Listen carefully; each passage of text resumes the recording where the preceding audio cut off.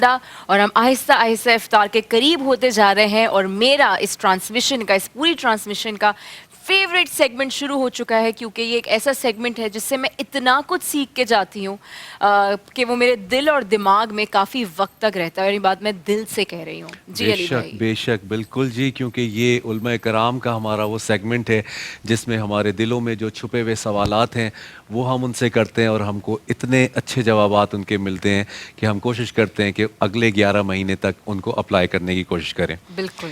ایک شخص نبی کریم صلی اللہ علیہ وآلہ وسلم کے پاس آیا اور کہا کہ فلاں شخص راتوں میں نماز پڑھتا ہے اور دن میں چوری کرتا ہے۔ آپ صلی اللہ علیہ وآلہ وسلم نے فرمایا عنقریب اس کی نماز اس کے برے کام جو ہے ان سے اسے روک دے گی۔ آج گفتگو کا حوالہ نماز اور دعا کے اعتبار سے ہی ہے۔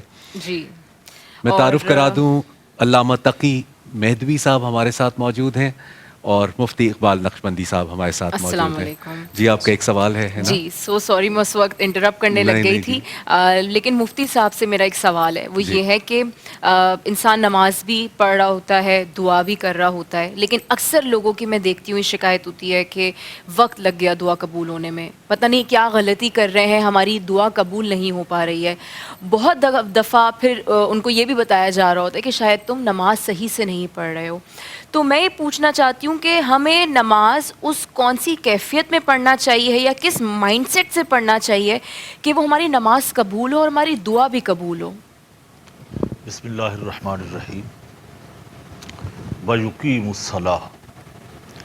دیکھیے نماز کا ذکر قرآن پاک کے اندر ہے، جا بجا تاکید یہ ہے کہ نماز ادا کرو۔ مسلمانوں پہ، مردوں پہ، عورتوں پہ نماز فرض ہے۔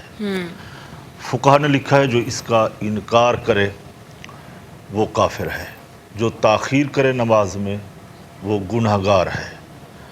تو نماز اللہ رب العزت نے تمام عبادات سے بہترین اور افضل عبادت جو رکھی ہے وہ نماز ہے۔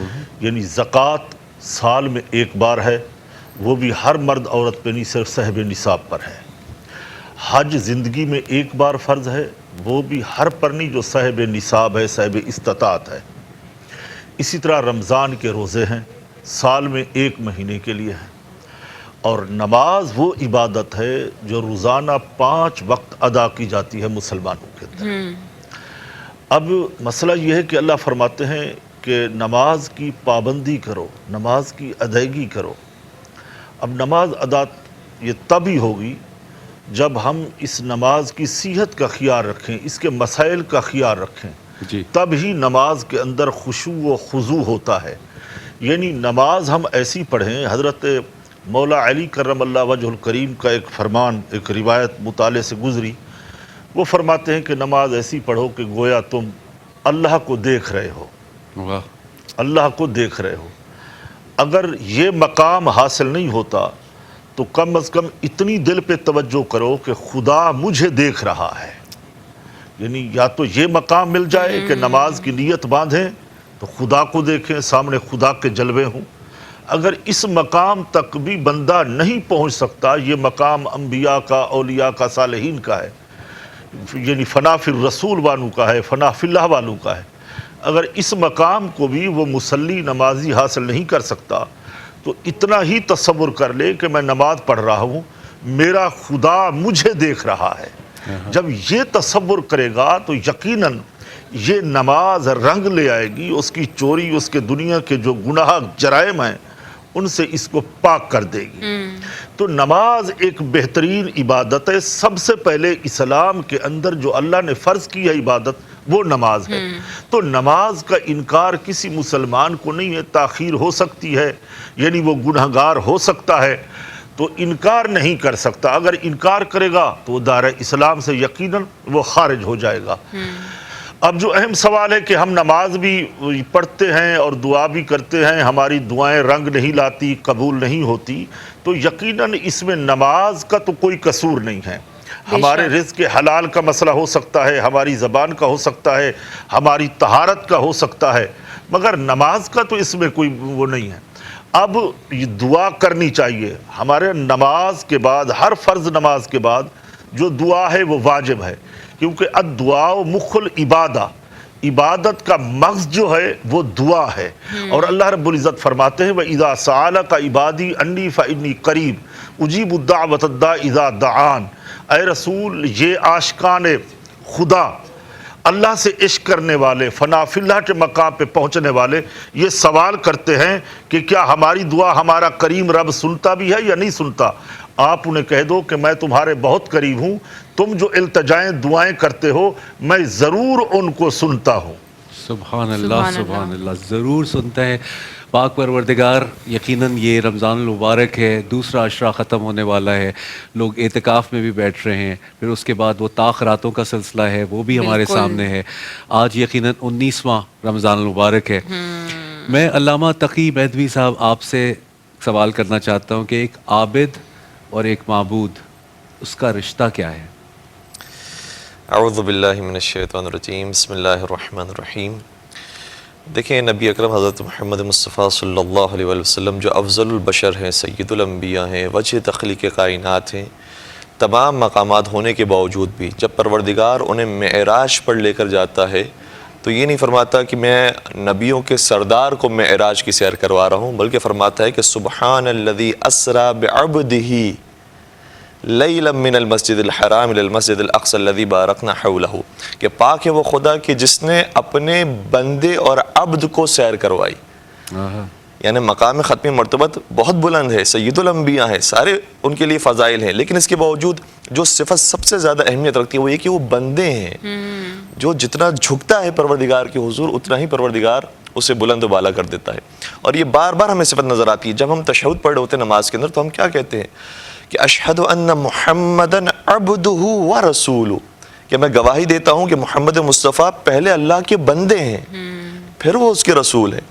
تو بندگی اس قدر ضروری ہے کہ ہم اور آپ کی تو کوئی حیثیت نہیں ہے، جو وجہ تخلیق کائنات ہے، جو سید الملائکہ ہے، سید الانبیاء ہیں، وہ بھی فرماتے ہیں کہ جب میں بندہ بنوں گا تب پروردگار کے حضور میں بلند و بالا ہو سکوں گا۔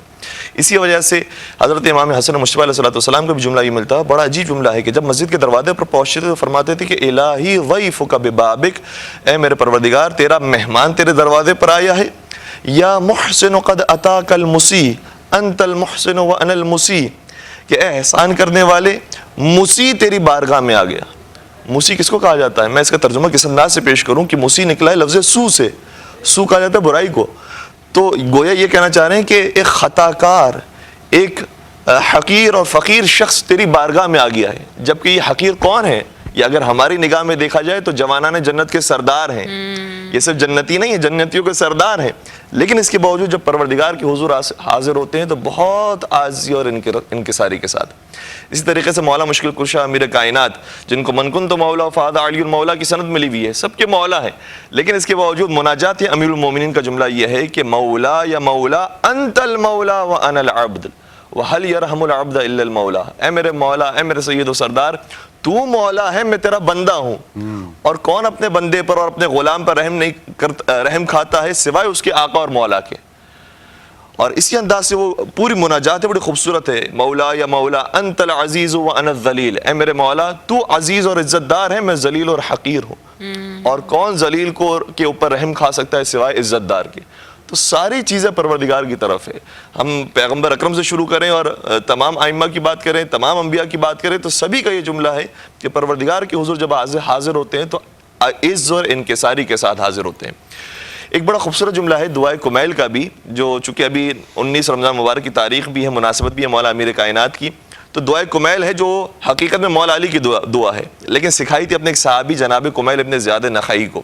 تو اس کا جب آخری حصے پہ پہنچتے ہیں تو فرماتے ہیں کہ یا سریع الرضا اغفر لمن لا یملک الا الدعاء، اے جلد راضی ہو جانے والے میرے معبود، اپنے اس بندے کو معاف کر دے جس کے پاس کچھ نہیں ہے الا الدعاء، سوائے دعا کے۔ یا من اسمہ دوا و ذکرہ شفا، اے وہ ذات کہ جس کا نام ہی دوا ہے اور جس کا ذکر ہی شفا ہے، وطاعتہ غنا، اور جس کی اطاعت انسان کو ہر چیز سے مستغنی بنا دیتی ہے۔ یا سابغ النعم یا دافع النقم، اے وہ ذات کی جو نعمتیں دینے والی ہے اور جو پریشانی کو دور کرنے والی ہے۔ تو یہ جو عز و انکساری ہے یہ ہمیں ان ہستیوں سے نظر آتی ہے کہ اس قدر بلند و والا مقام ہونے کے باوجود بھی جب خدا کے حضور جھکتے ہیں تو اندازہ ہوتا ہے کہ یہ مقام ہی اس وقت حاصل ہوتا ہے جب انسان پروردگار کے حضور جھکتا ہے۔ بڑی خوبصورت دنیا بات میں کی ہے۔ آنے کا جو مقصد ہے مفتی صاحب، میں آپ سے بات کو آگے بڑھاتا ہوں، دنیا میں انسان کے آنے کا جو مقصد ہے وہ اصل میں کیا ہے جس سے ہمارا رب راضی ہو جائے؟ بسم اللہ الرحمن الرحیم۔ دیکھیے کہ ایک بات میں یہاں پہ وہ ایڈ کروں گا جو علامہ صاحب فرما رہے تھے کہ اللہ کو لفظ عبد جو ہے وہ بڑا محبوب ہے۔ نبی کریم صلی اللہ علیہ وسلم جب شب معراج میں اللہ کی بارگاہ میں پہنچتے ہیں تو اللہ رب العزت نے ارشاد فرمایا کہ حبیب میں آپ کو کیسے مخاطب کروں؟ فرمایا مجھے آپ اپنا بندہ کہہ دیں۔ تو وہ ڈاکٹر اقبال نے بھی کہا تھا کہ عبد دیگر عبدہ چیز دیگر، ما سراپا انتظار وہ منتظر، کہ ایک عبد اور ہوتا ہے، عبدہ کے معنی کچھ اور ہوتے ہیں۔ عبدہ وہ ہوتا ہے جس کو اللہ رب العزت اپنے خاص قرب خاص میں بلائے اور اپنا بندہ کہے۔ وہ ایک یعنی عابد اور معبود کا رشتہ بڑا قوی کا ہوتا ہے جی۔ کہ اللہ رب العزت اپنے حبیب صلی اللہ تعالی علیہ وسلم کو یا انبیاء کرام کو عبد کہہ کر پکارتا ہے۔ اللہ کو یہ حق ہے، امتیوں کو، انسانوں کو یہ حق نہیں ہے کہ وہ اپنے نبی کو اپنے جیسا کہہ دیں یا عبد یا بشر کے حوالے سے کوئی بات کرے۔ علامہ صاحب تو یہ سمجھا رہے تھے، ایک پیغام دے رہے تھے، تو اسی طرح امام حسن رضی اللہ تعالیٰ عنہ کی بات فرمائی، تو جو انہوں نے اللہ کی بارگاہ میں پہنچ کے کہا کہ مولا میں خطا کار بندہ تیرا دروازے پہ آیا ہوں، ان کو حق ہے، یہ عاجزی انکساری کا عالم ہے۔ ہمیں اس اخذ یہ کرنا ہے جب اتنے بڑے امام ہو کے، جنت کے نوجوانوں کے سردار ہو کے اللہ تعالیٰ کی بارگاہ میں عاجزی انکساری کا یہ عالم ہے، جی، تو پھر دیکھنا یہ ہے کہ ان کے بابا اور ان کے نانا کا مقام کتنا بلند ہوگا۔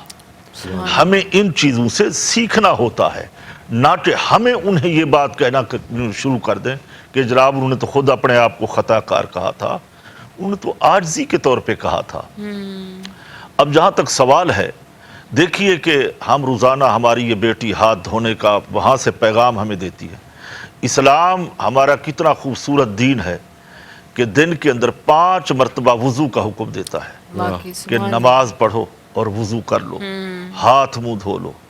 میں سمجھتا ہوں اسلام جو ہے یہ آفاقی دین ہے، یہ رہتی دنیا تک ہے، تو اس کا کوئی بھی حکم حقیقت سے خالی نہیں ہے، یعنی اس کے اندر کوئی نہ کوئی اللہ کی حکمت موجود ہوتی ہے۔ اب سوال جو ہے وہ بھی بڑا اہم ہے کہ اللہ یہ چاہتا ہے اپنے بندوں سے، رسول کی امت سے، کہ میرے حبیب صلی اللہ علیہ وسلم کی امت ساری جنت میں چلی جائے۔ سبحان اللہ۔ یعنی اس جنتی امت کی جو صفیں ہیں قیامت کے دن وہ 130 کے قریب ہوں گی، اس میں چند صفیں تمام انبیاء کرام کی اور ہمارے آقا و مولا صلی اللہ تعالی علیہ وسلم کی امت کی 80 صفیں ہوں گی، سب سے زیادہ۔ اللہ تو چاہتا ہے اب اگر میں نماز نہیں پڑھتا، زکوٰۃ نہیں دیتا، حج کو نہیں جاتا، تو میں اللہ کے حکم کی خلاف ورزی کرتا ہوں، میرا اپنا ارادہ نہیں ہے جنت میں جانے کا، میں خود جہنم میں چھلانگ لگانا چاہتا ہوں۔ اللہ کی چاہت یہ ہے کہ اللہ جو اپنے حبیب سے چاہتا ہے کہ اللہ حکم دیتا ہے حبیب والا سوف یعطیک ربک فترضی، جو آپ کی رضا ہوگی، جیسا آپ چاہیں گے رب ویسا کرے گا۔ تو حضور کیا چاہتے ہیں؟ حضور یہ چاہتے ہیں کہ رب حبلی امتی، مولا میری امت کو بخش دے۔ اللہ کے حبیب ہمارے لیے دعا کریں کہ میری امت بخشی جائے، میری ساری امت جنت میں جائے، اور ہم وہ نماز نہ پڑھیں جس کے بارے میں حضور فرماتے ہیں کہ نماز مومن کی معراج ہے، نماز میری آنکھوں کی ٹھنڈک ہے، جس نماز سے رسول اللہ صلی اللہ علیہ وسلم کی آنکھیں ٹھنڈی ہوتی ہوں، میں اس نماز کو چھوڑ بیٹھوں؟ پھر حضور فرماتے ہیں کہ جب صبح کرو خود بھی نماز پڑھو، اپنے اہل خانہ کو، فیملی کو، بچوں کو نماز کے لیے تیار کرو۔ یا ایھا الناس قوا اہلیکم نارا، تم اپنے آپ کو اور اپنے اہل خانہ کو جہنم کی آگ سے بچاؤ۔ ایک نماز چھوڑ بیٹھے تو 80-100 سال جہنم میں وہاں جلنے کی سزا ہے، ایک نماز کی سزا یہ ہے۔ آج ہم نے دیکھا ہم کتنی نمازیں چھوڑ بیٹھے، نماز تو معافی نہیں ہے۔ اگر ہم اپنی زندگی کا محاسبہ کریں، دیکھیں، خود احتساب کریں تو ہماری زندگی میں نمازیں کتنی چھوٹی ہیں۔ ہم باقی عبادت تو کرتے ہیں، صدقات، خیرات، وہ تو نفلی عبادت ہے. اگر کوئی فرض عبادت کو چھوڑ کے علی بھائی نفلی عبادت کی طرف جاتا ہے تو اس کی نفلی عبادت علماء نے لکھا قابل قبول نہیں ہے جب تک وہ اپنے فرض ادا نہیں کرے گا. تو لہٰذا ضرورت اس چیز کی ہے, میرا خدا چاہتا ہے اس امت کو بخشنے کے, اس کی رحمت بہانے ڈھونڈ رہی ہے. رمضان کا مہینہ دے دیا, نماز ہمیں دے دی, شب قدر دے دی, برکت والی راتیں, سحری اور افطاری دے دی. سحری کسی امت کے پاس نہیں تھی, اسی امت کو سحری عطا کر دی. یہ دعائے افطار دے دی, افطار کے وقت دعا ہوتی ہے, اللہ افطار کے وقت دعا کو قبول فرماتا ہے. تو لہٰذا دعاؤں کا بھی طریقہ مصطفیٰ کریم نے ہمیں سکھایا. قرآن کے اندر نماز پڑھنے کا حکم ہے, طریقہ نہیں بتایا گیا. طریقے کا پتہ ہمیں نبی کریم علیہ الصلوۃ والسلام کی حدیث مبارکہ سے چلتا ہے. ایسے رکوع کرو, ایسے سجدہ کرو, ایسے قیام کرو, یہ پڑھو, وہ کرو, یہاں سے ملتا ہے. تو انشاءاللہ اس کو پھر آگے بیان کریں گے. سبحان اللہ, سبحان اللہ. علامہ صاحب, میرا آپ سے یہ سوال ہے کہ معراج پہ, شب معراج پہ ہی یقیناً نماز کا جو ہے وہ جو فضیلت ہے, جو وہ یقیناً وہیں سے پتہ چلتی ہے کہ یہ اسلام کا وہ رکن ہے کہ جو 7 آسمان سے بھی اوپر جا کے جو ہے وہ اس کا حکم ہوا. تو نماز کے ساتھ ساتھ کون سے ایسے ہم عمل کر سکتے ہیں اس دنیا میں کہ ہم اللہ کے قریب ترین بندے ہو جائیں؟ بسم اللہ الرحمن الرحیم. دیکھیں, بہت ایک واضح آیت ہے قرآن کریم کی کہ ہمیں اس دنیا میں کیوں بھیجا گیا اور کیا کرنا ہے. اس کے بعد پھر اس کی تفصیل ہے. جو واضح سی ایک ہیڈنگ ہے, اس ہیڈنگ کے نیچے یہ تمام اعمال آتے ہیں.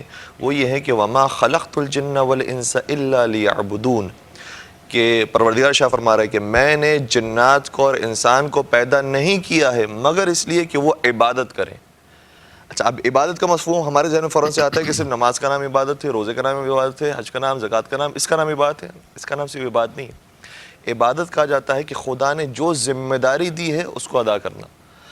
اس کی وضاحت کے اندر ایک مولا امیر المومنین حضرت علی ابن ابی طالب علیہ السلام کا فرماتے ہیں کہ للمؤمن 3 ساعات, مؤمن کو اپنی زندگی کے اندر 3 کام کرنے چاہیے, 3 حصوں میں اپنے دن کو ڈیوائیڈ کرنا چاہیے. البتہ ڈیوائیڈ کرنے کا مطلب نہیں کہ برابر سے جس طریقے سے ایک چھرے سے ڈیوائیڈ کر دیا جاتا ہے اس طرح سے ڈیوائیڈ کریں, یعنی تینوں کام زندگی کے اندر آنے چاہیے. فرماتے ہیں کہ ساعۃ یناجی فیہا ربہ, زندگی کی ایک گھڑی وہ ہے کہ جس میں وہ پروردگار سے مناجات کرے. یعنی نمازیں اس کے اندر آ گئی, قرآن مجید کی تلاوت کرنا اس کے اندر آ گیا, دعائیں مانگنے اس کے اندر آ گیا, اعمال, وظیفے, جتنی چیزیں وہ اس ایک حصے کے اندر ہیں. وَسَاعَةٌ يَرُمُّ مَعَاشًا, زندگی کا دوسرا حصہ یہ ہے کہ جس میں وہ رزق حلال کمائے.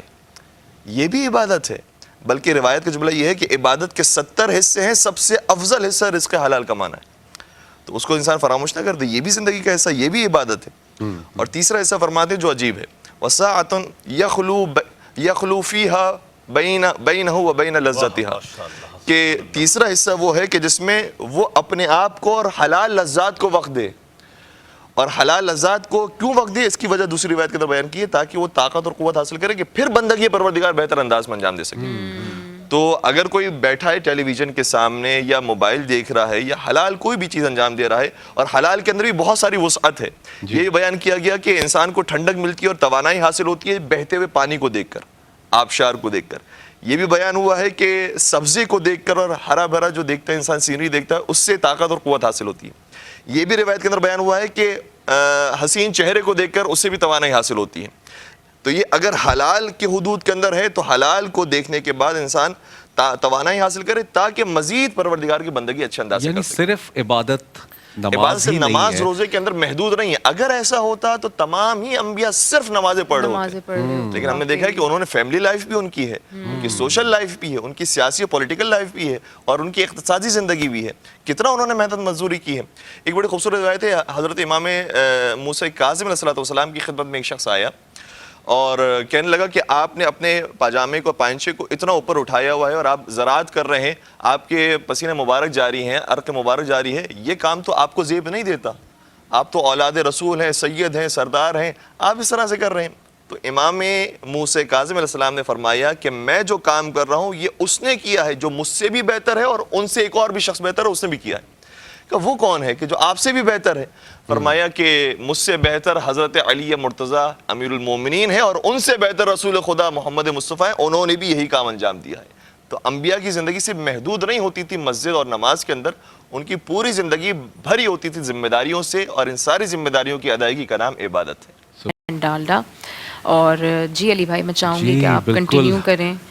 آج یقیناً ہمارا جو ٹاپک ہے وہ نماز اور دعا، یہ سلسلہ ہم لے کے چلے تھے، اور ایک نماز وہ بھی ہے جو مسجد کوفہ میں ادا کی گئی۔ اللہ اکبر۔ میں مفتی اقبال نقشبندی صاحب آپ سے معلوم کرنا چاہوں گا کہ وہ نماز کی جو نماز فجر ہے، اور مولا جانتے ہیں کہ وہ اس نماز کے لیے جا رہے ہیں کہ جہاں ان پہ وہ کاری ضرب لگے گی، وہ پہلے سے جانتے ہیں، لیکن نماز کے لیے جا رہے ہیں، اور اس شخص کو پہلے ہی جو ملعون ہے عبد الرحمن ابن ملجم، اس کو اٹھاتے بھی ہیں کہ نماز کا وقت ہو گیا ہے۔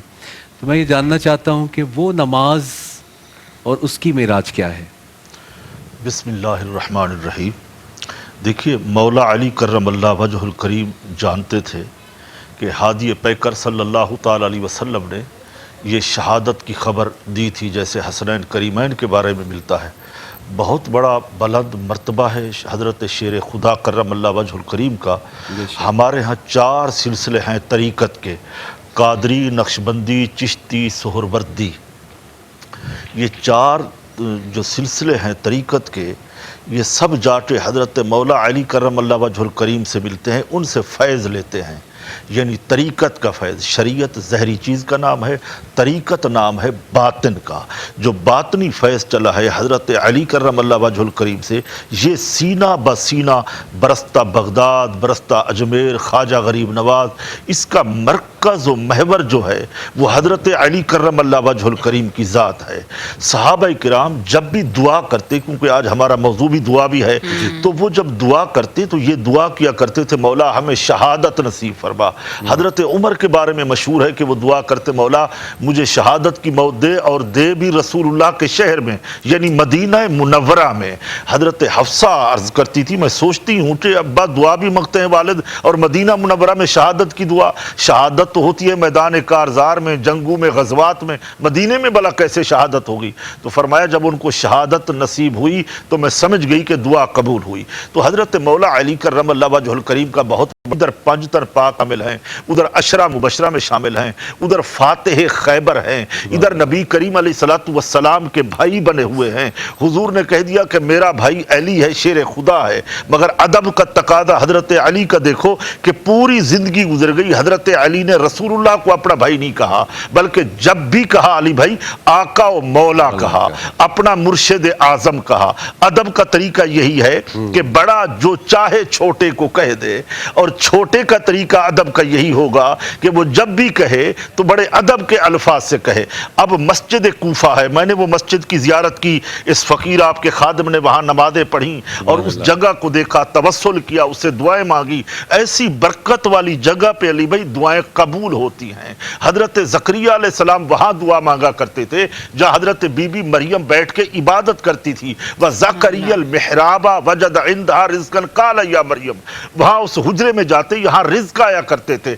تو یقیناً یہ موضوع جو ہے بڑا وسیع ہے، بڑا طویل ہے، تو ہم یہ سمجھتے ہیں مولا علی کرم اللہ وجہ الکریم کی وہ نماز عشق والی نماز تھی، حقیقی معراج تھی۔ اسی لیے تو وہ کہہ رہے تھے علی آج کامیاب ہو گیا ہے، رب کعبہ کی قسم علی کامیاب ہو گیا ہے۔ یعنی قاتل کامیاب نہیں ہوا حملہ کرنے میں، علی کامیاب ہوا ہے۔ کامیابی اسی کا نام ہے کہ نماز کے عین وقت میں حملہ ہوتا ہے یا حالت نماز میں، تو حضرت علی یہ نعرہ لگاتے ہیں جس کامیابی کے لیے بدر، احد، خیبر میں جاتے رہے، آج اللہ نے وہ کامیابی یہاں مسجد کوفہ میں دی ہے اور شہادت کی صورت میں دی ہے۔ ملعون واقعی عبد الرحمن ابن ملجم ہے۔ مولا علی کا مقام بہت بلند و بالا ہے۔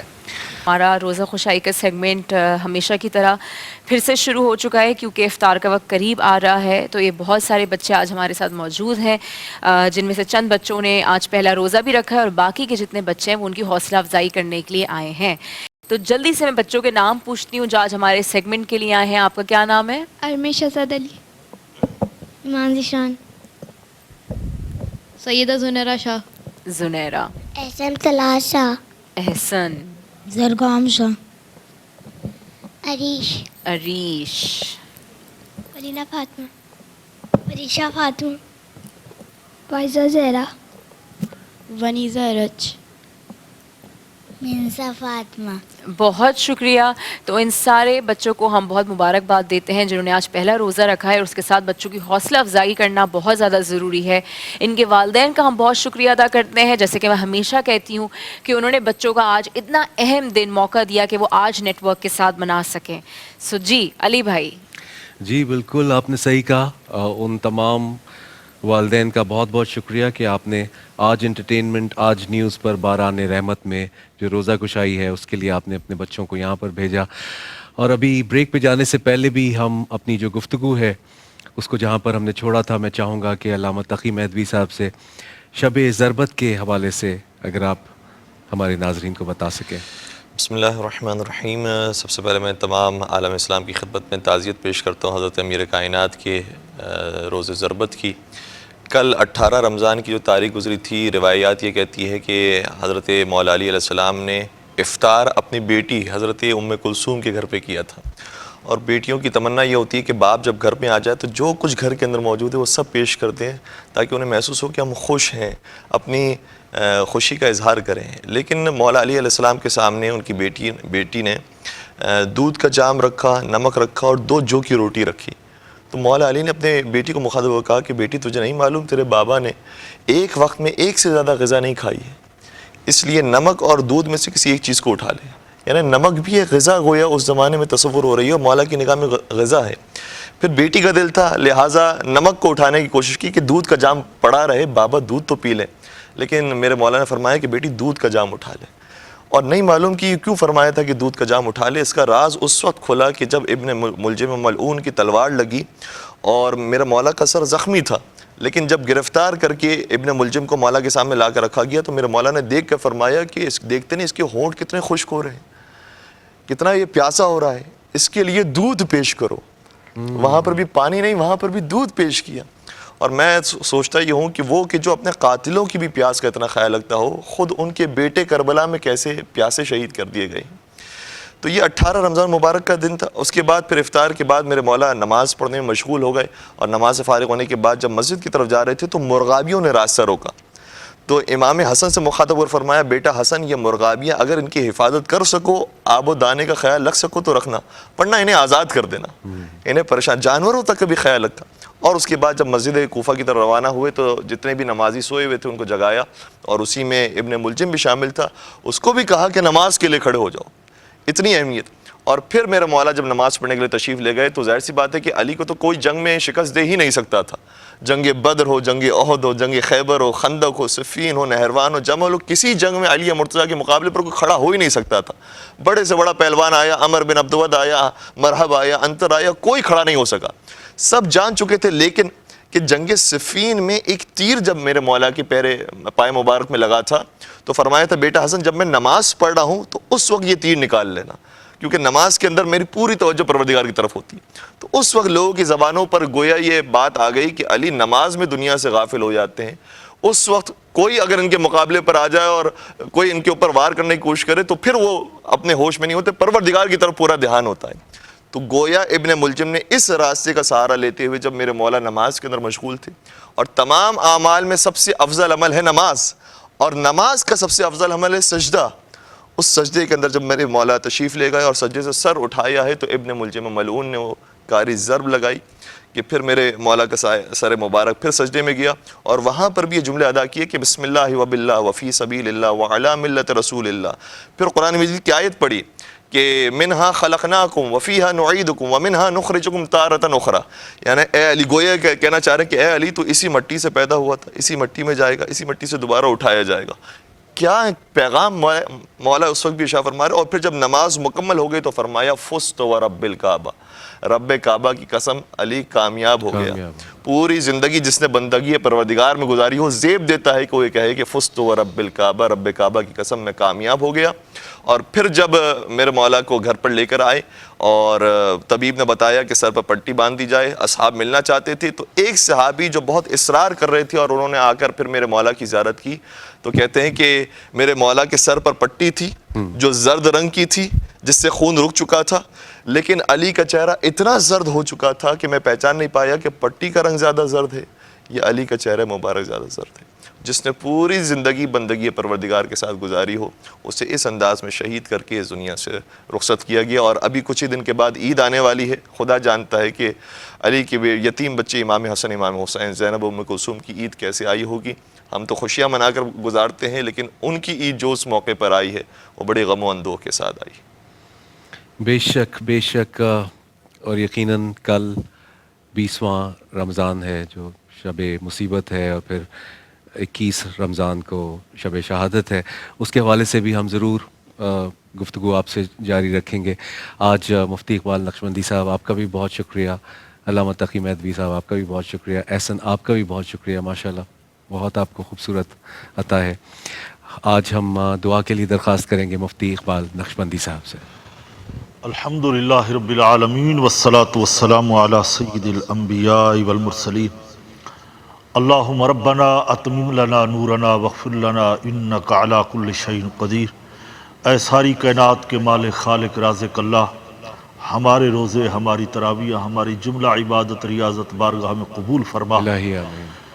بار الہ بوسیلہ بواسطہ اہل بیت اصحاب رسول ازواج مطہرات اولیاء کاملین صالحین کے صدقے طفیل مولا کریم ہمارے صغیرہ کبیرہ گناہوں کو معاف فرما. الہی آمین. ہمارے والدین کی مغفرت فرما. آمین. اے اللہ عالم اسلام کی خیر فرما. الہی. ہمارے پیارے ملک پاکستان کی حفاظت فرما. اندرونی بیرونی خطرات سے محفوظ فرما. اے اللہ پاکستان کی سرحدوں کو مضبوط سے مضبوط تر الہی بنا. آمین. مولا کریم افواج پاکستان کی خیر فرما. الہی آمین. خدایا بحق بنی فاطمہ کے برقول ایما کنی خاتمہ, اگر دعوتم رد کنی ور قبول منو دست دا مان آل رسول. یا اللہ اول خیر آخر خیر ظاہر خیر باطن خیر وتمم بالخیر. ان اللہ و ملائکتہ یصلون علی النبی یا ایھا الذین آمنوا صلوا علیہ وسلموا تسلیما. سبحان ربک رب العزة عما یصفون والسلام علی المرسلین والحمد للہ.